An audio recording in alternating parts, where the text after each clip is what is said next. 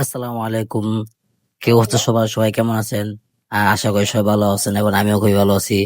তো আপনাদের মাঝে নতুন আরেকটা ভিডিও নিয়ে চলে আসলাম। তো প্রতি শুক্রবারই কোনো না কোনো ভিডিও দেওয়ার চেষ্টা করি প্রতিদিন দেওয়ার, তাও পারি না। কিছু করার নাই, সময় সুযোগে হয় না। তবুও চেষ্টা করি যত দ্রুত সম্ভব, যত দ্রুত পারা যায় ভিডিও আপনাদেরকে উপহার দেওয়ার জন্য।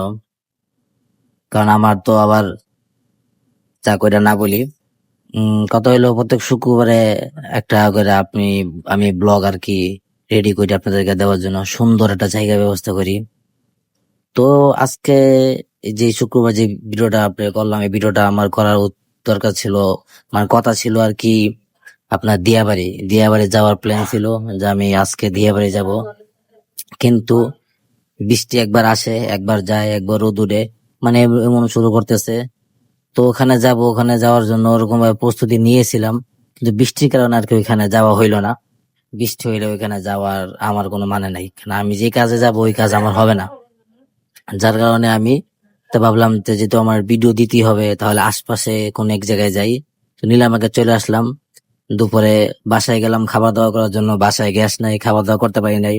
তো এখানে আসার পরে খাবার খেতে বসি, একটা বিলাই দৌড় দিয়ে এসে পড়ছে। তো ওর সাথে একটু দুষ্টামি করলাম, দুষ্টামির পরে খাবার নিলাম। এখানে খাবারটা বুঝি না মানুষ কিভাবে, ওয়েদারটার জন্যই মানুষ খায় আর কি। খাবার তেমন একটা মজা না আমার কাছে, মাত্র ডাল যেটা ওইটা ভালো লাগছে, আর কোনো কিছু ভালো লাগে না। মানে কি বলবো, মানে একদম মানে লবণ ছাড়া তরকারি যেভাবে রান্ধে আর কি। কালিজিরা ভর্তা নিছিলাম, কালিজিরা ভর্তা এত পরিমাণে তিতা রে ভাই। কালিজিরা ভর্তা আমি আরো খাইছি, কিন্তু এমন তিতা আমি পাই নাই। অনেক তিতা, মানে খাওয়ার মতো না, এত পরিমাণে তিতা। যাই হোক, কিছু করার নাই। ভাবছিলাম যে এখানে খাবার গেলে ভালো হয়, এই জন্য আর কি বইছিলাম। কিন্তু যাক, কিছু করার নাই, কপালে যেটা আছে, রিজিকে যেটা আছে ওইটাই খাইতে হবে। যাক, খাওয়া দাওয়া করলাম। তো খাওয়া দাওয়া শেষে বৃষ্টি আবার আসবে ভাব। তো ভাবলাম আজকে এই পর্যন্তই, চলে যাই। ইনশাল্লাহ আগামী শুক্রবার ইনশাল্লাহ দিয়াবাড়ির কোনো একটা ব্লগ পাবেন অবশ্যই। এই শুক্রবার দেওয়ার চেষ্টা করছিলাম, কিন্তু পারি নাই, দুঃখিত।